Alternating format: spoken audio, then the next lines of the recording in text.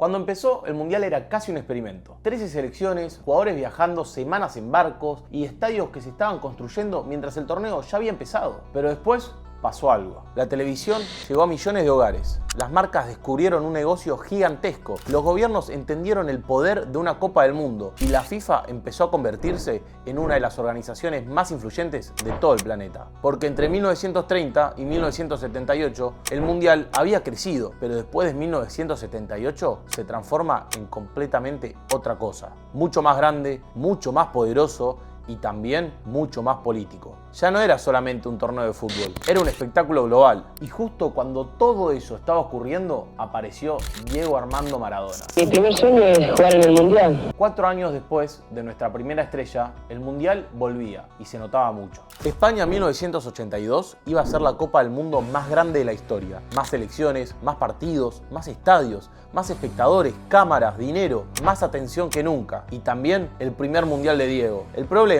es que las historias más grandes no siempre empiezan bien. España 1982. Por primera vez en la historia, Argentina llega desde un lugar distinto. Ya no es la que persigue la Copa, la que la sueña. Ahora es la campeona del mundo, la que la defiende. Pero el país llega en un momento extraño. El Mundial comienza el 13 de junio de 1982. La guerra de las Malvinas contra Gran Bretaña termina el 14. Durante unas horas, el torneo más importante del fútbol y uno de los conflictos más traumáticos de la historia argentina conviven al mismo tiempo. Y aunque dentro de la cancha son historias completamente distintas, el recuerdo de Malvinas seguirá acompañando a toda una generación, también a la que iba a jugar los mundiales. Aún así, Argentina intenta concentrarse en el fútbol. César Luis Menotti sigue adelante en el proyecto y ahora hay un nombre que atrae todas las miradas, el de Diego Armando Maradona. Ya no es la promesa que miró la final del 78 desde afuera, ahora es una realidad. Tiene 21 años, acaba de ser transferido al Barcelona en una cifra récord para la época y muchos ya creen que están viendo a uno de los grandes jugadores de la historia. El problema es que defender un título suele ser mucho más difícil que ganarlo, y Argentina eso lo entiende muy rápido. El debut es contra Bélgica. La expectativa es enorme. La ceremonia inaugural, el campeón del mundo, Maradona, todo parece preparado para una fiesta. Pero Bélgica gana 1-0 y de golpe aparece una sensación que nadie esperaba, la duda. Argentina logra recuperarse, le gana a Hungría, le gana a El Salvador y avanza de ronda. Pero el Mundial le tenía preparado otra prueba. La segunda fase la cruza con dos selecciones extraordinarias, Brasil e Italia.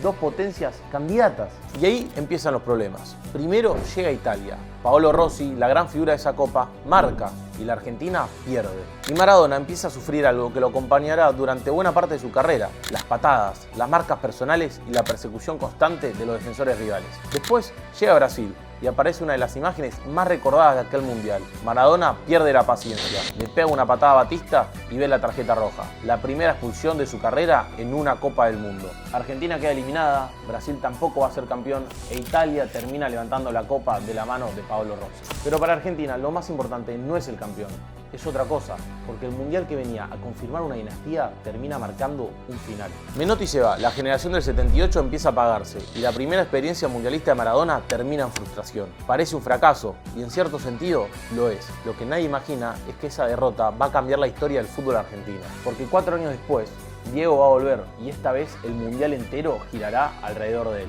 México, 1986. Y por primera vez, la promesa se cumple, porque si España en 1982 había sido el Mundial de la Frustración, México en 1986 iba a ser el Mundial de Diego. Carlos Bilardo ahora está al frente de la selección, un obsesivo de los detalles, convencido de que los mundiales no se ganan solamente con talento. Yo te aseguro a vos, y vengo acá después del campeonato mundial. Yo no soy perdedor, soy ganador. Pero Argentina no llega rodeado de optimismo. Bilardo es muy cuestionado. Muchos creen que el equipo juega mal y que el ciclo está terminado antes de empezar. El clima es tan pesado que, antes de viajar a México, Bilardo deja una frase que se volvería famosa. Muchachos, en la valija pongan 2 cosas, un traje y una sábana. El traje es por si salimos campeones. La sábana es por si quedamos afuera en primera ronda y nos tenemos que ir a vivir a Arabia Saudita. Y alrededor de Maradona construye un equipo pensado para una sola cosa: ganar. No juega al fútbol más vistoso, no está rodeado de las mejores figuras, pero tiene un equipo muy sólido y esa es la base para la Argentina campeona del 86. Y sí tiene algo que pocas selecciones tienen, un líder, y ese líder está jugando el mejor fútbol de toda su vida. En Nápoles ya es un ídolo absoluto, el futbolista que cambió la historia entera de un club, y en México empieza a demostrar que también puede cambiar la historia de un mundial. Argentina avanza, Pasan Corea del Sur, Italia, Bulgaria y después Uruguay. Partido tras partido empieza a crecer una sensación, la de que algo extraordinario está por pasar. Hasta que llega el día, 22 de junio de 1986, Ciudad de México, Estadio Azteca, Argentina contra Inglaterra. Sobre el papel es un partido de cuartos de final, pero nadie lo vive así, porque apenas 4 años antes, Argentina y Gran Bretaña habían estado en guerra por las Islas Malvinas, y aunque una guerra y un partido de fútbol son cosas completamente distintas, sería imposible ignorar lo que significaba aquel cruce para millones de personas. Las heridas estaban abiertas, los recuerdos eran recientes, y la tensión se sentía en todos lados. Del otro lado estaba Inglaterra, el mismo país que había eliminado a Argentina en 1966, el de Ratín, el de los Animals, el del gol fantasma de Wembley, y 20 años de historias acumuladas parecían desembocar en una misma tarde. Y entonces empieza el partido. Durante buena parte del primer tiempo pasa algo inesperado. No pasa nada. Se corre, se lucha, se pelea cada pelota como si fuera la última, pero nadie puede romper el cero. Hasta que llega el minuto 51 del partido, y ahí sucede una de las escenas más icónicas de toda la historia del deporte. Maradona recibe la pelota. Diego Armando Maradona. Diego salta. Un arquero inglés de casi 1,90 m. Un argentino de 1,65 m. Parece imposible, pero la pelota termina dentro del arco. Los ingleses protestan inmediatamente, levantan las manos, reclaman. El árbitro no ve la infracción, el juez de línea tampoco, y el gol vale. Años después, el propio Maradona dejaría una frase que se volvería inmortal. Un poco con la cabeza de Maradona y un poco con la mano de Dios. La mano de Dios, uno de los goles más famosos de toda la historia. Pero lo increíble es que la historia no termina ahí, porque apenas 4 minutos después llega algo muchísimo más grande. Maradona recibe la pelota en su propio campo. Ahí lo tiene Maradona, lo marcan dos, pisa la pelota Maradona, arranca por la derecha el genio del fútbol mundial y deja el tercero a tocar para Borruchaga. La cancha parece abrirse frente a él.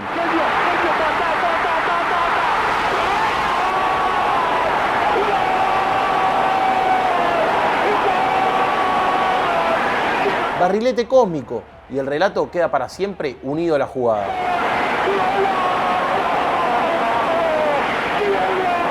Y lo más increíble es que ocurrió apenas 4 minutos después de la mano de Dios. 2 goles, 4 minutos, una misma persona, una misma tarde, un genio.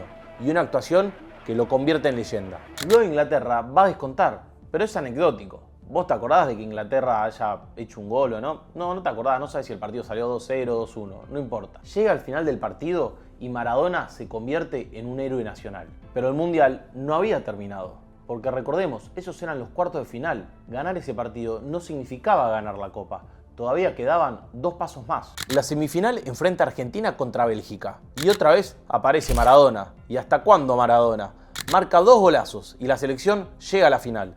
A esta altura ya no quedan demasiadas dudas. Algo extraordinario está ocurriendo. Porque los grandes mundiales suelen tener grandes equipos. Pero México 86 empieza a oler a otra cosa. Empieza a aparecer el mundial de un solo jugador. Y ahora sí, llega a la final. 29 de junio de 1986. Otra vez el Estadio Azteca.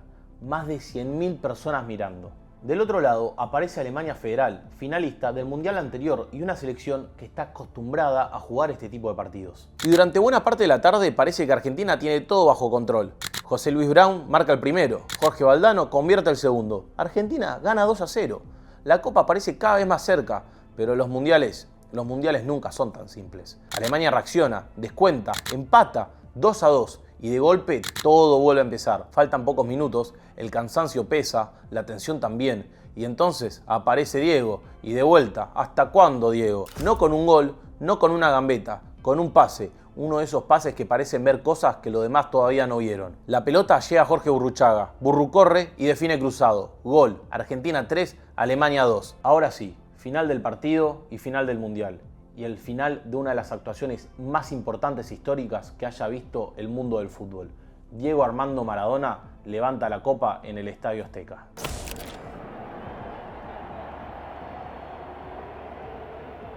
El chico que había mirado el Mundial del 78 desde afuera, el que se había ido expulsado en el Mundial de España del 82, ahora ese mismo chico estaba en la cima del fútbol mundial. Y para millones de argentinos ya no es solamente una estrella, ya es un héroe.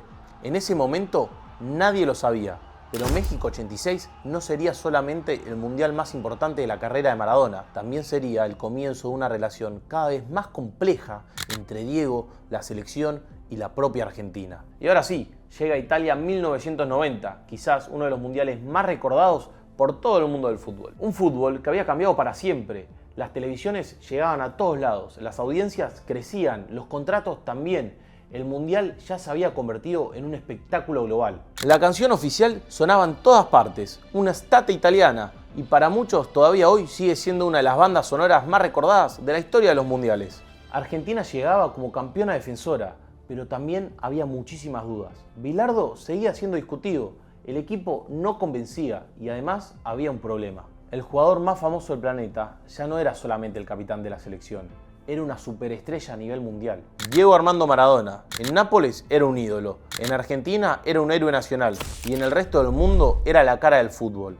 La presión era enorme, porque después de México 86 ya no se esperaba que Argentina compitiera, se esperaba que volviera a ganar. El debut es contra Camerún y pasa algo que nadie esperaba. Argentina pierde 1-0. La campeona del mundo arranca el torneo con una derrota, la primera de un campeón defensor en un partido inaugural.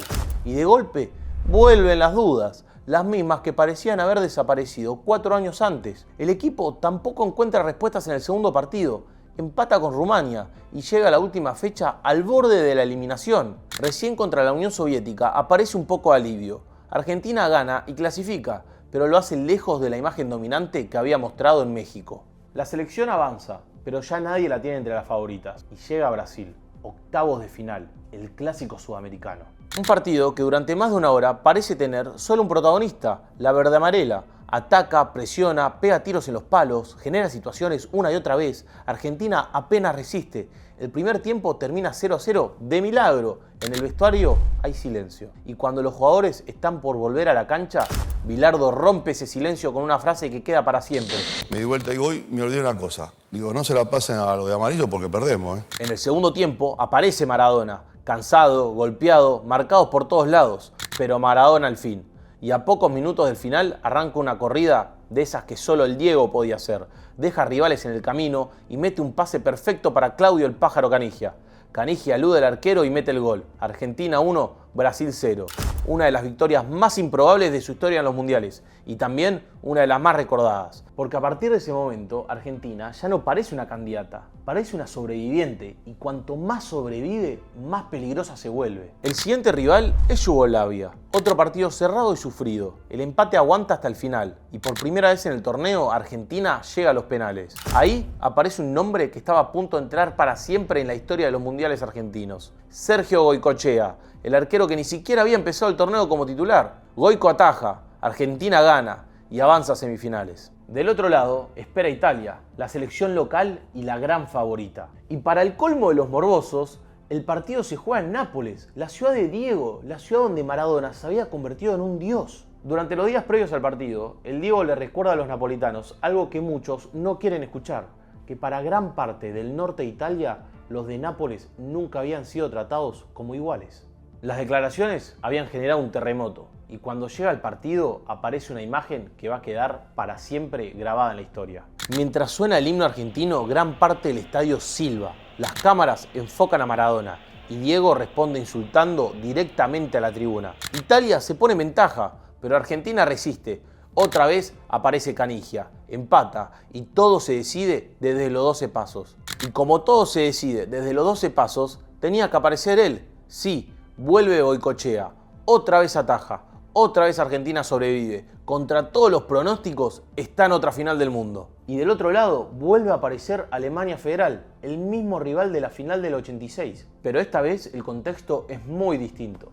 La Argentina llega golpeada, con lesionados y con suspendidos, y con un desgaste físico y emocional enorme. Pero aún así, la Argentina resiste, como había resistido durante todo el torneo, hasta que, a pocos minutos del final, llega la jugada que todavía genera discusiones. El árbitro mexicano Edgardo Codesal cobra penal para Alemania. Los argentinos protestan, pero aún así la decisión no cambia. Andreas Brehme convierte, Alemania gana 1-0 y se queda con la Copa del Mundo. Las imágenes finales recorren el planeta. Maradona llorando, la bronca argentina, la sensación de haber estado muy cerca otra vez. Esta vez no hay festejos, no hay vuelta olímpica. Pero tampoco hay fracaso, porque contra casi todos los pronósticos, Argentina había llegado otra vez a la final del mundo. Y aunque el trofeo queda en manos alemanas, algo queda claro: ya no puede contarse la historia de la Argentina en los mundiales sin nombrar a Diego Maradona. 4 años después llega a Estados Unidos 1994, y no es un mundial cualquiera, es el último mundial de João Havelange, el dirigente brasileño que durante más de 2 décadas transformó a la FIFA y expandió el negocio del fútbol a una escala nunca vista. La elección de la sede lo demuestra: por primera vez la Copa llega a Estados Unidos,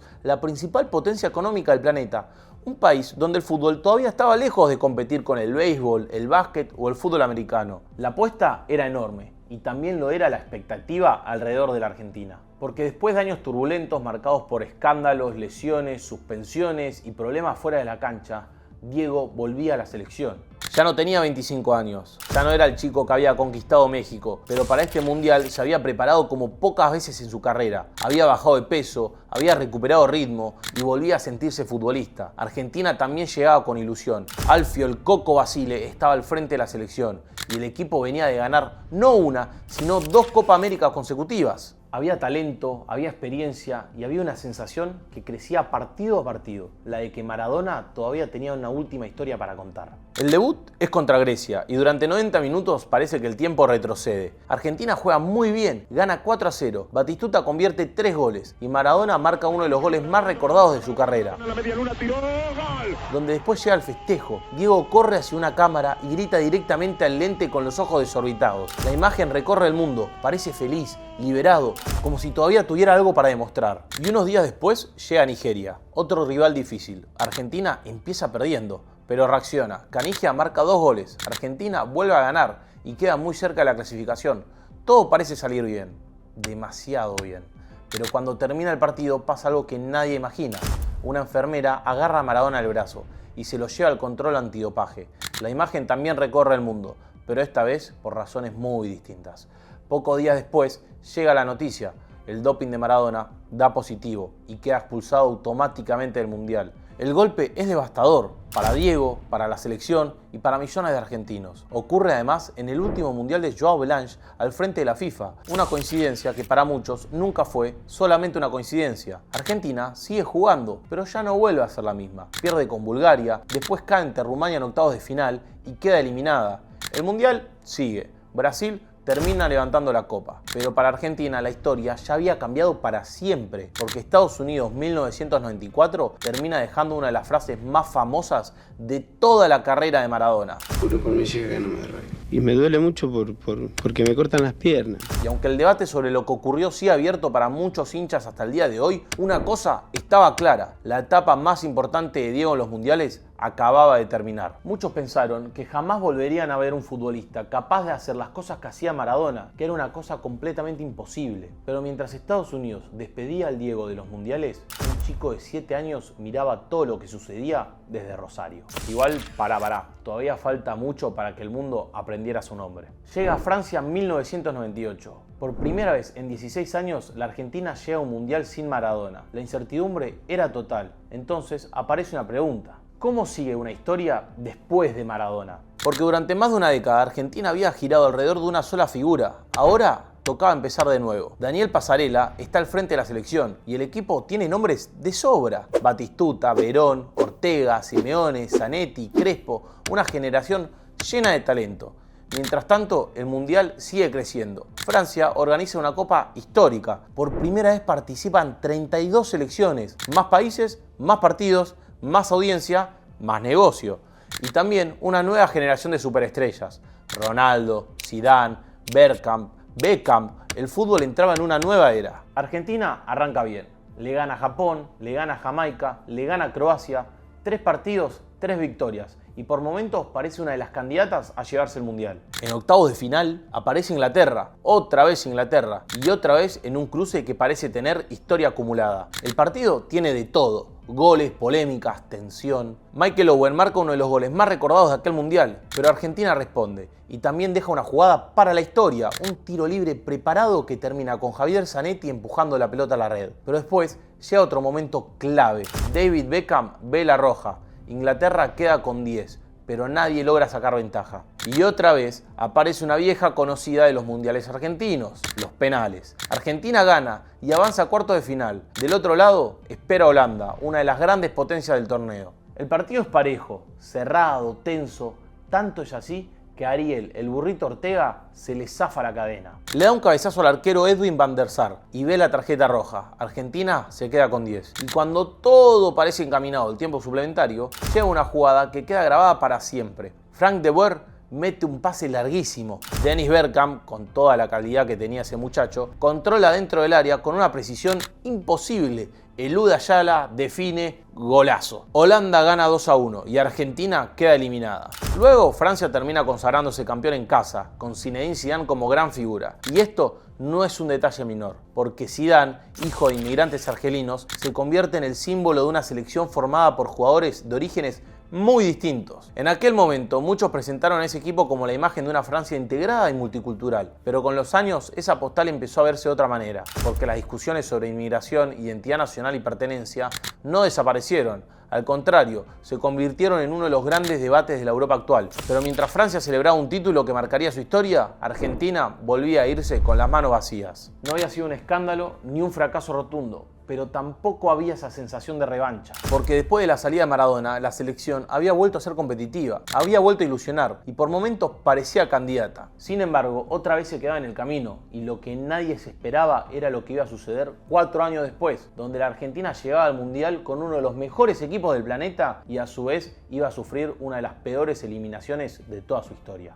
Llega el Mundial de Corea-Japón 2002, donde por primera vez el Mundial se hace en Asia y donde también por primera vez 2 países son los organizadores. Era una señal de que algo estaba cambiando. La FIFA llevaba la Copa a un mercado gigantesco donde el fútbol todavía tenía mucho espacio para crecer. Después de Estados Unidos 94 quedaba cada vez más claro que el Mundial ya no miraba solamente la tradición futbolera, también miraba audiencias, patrocinadores y nuevos negocios. Pero en la Argentina casi nadie hablaba de la sede, porque la gente tenía los ojos puestos en otra cosa, en la selección, en el equipo. Marcelo Bielsa llega al Mundial después de una de las mejores eliminatorias que se recuerden. Argentina termina primera, gana en todas partes, tiene figuras por todos lados. Para muchos es el mejor equipo del mundo y uno de los grandes candidatos al título. El problema aparece en el sorteo. La Argentina cae en el famoso grupo de la muerte. Inglaterra, Suecia y Nigeria. 3 rivales durísimos. El debut es contra Nigeria. La Argentina gana 1-0 y todo parece encaminado. Pero después llega Inglaterra y otra vez una historia cargada de recuerdos. David Beckham, quien había sido expulsado en el encuentro del 98, convierte de penal. Inglaterra gana 1-0 y Argentina queda obligada a jugarse de todo en la última fecha. Del otro lado espera Suecia. Argentina busca, empuja, intenta hasta el final, pero no alcanza. Empata 1-1 y así queda eliminada en primera ronda. El Mundial sigue. Brasil, el Brasil de Ronaldo, Rivaldo, Ronaldinho y Cafú, termina levantando su 5ª Copa del Mundo. Un récord impresionante. Pero en la Argentina nadie habla del campeón. Se habla de la selección que parecía capaz de comerse a todos crudos y había terminado en un fracaso rotundo. Fue uno de los golpes más duros de la historia de la selección y durante un tiempo la sensación es que Argentina había desperdiciado una oportunidad irrepetible, pero el fútbol no espera. 4 años después llegaría otro mundial, otra generación, otros nombres y uno en particular que estaba llamando mucho la atención desde Europa. Un zurdo bajito, nacido en Rosario, formado en Newell's, que jugaba en el Barcelona y que ya no era el chico de 7 años que había visto el Mundial de los Estados Unidos por televisión. Hoy ese chico quería ser protagonista, hoy ese chico quería comerse el mundo.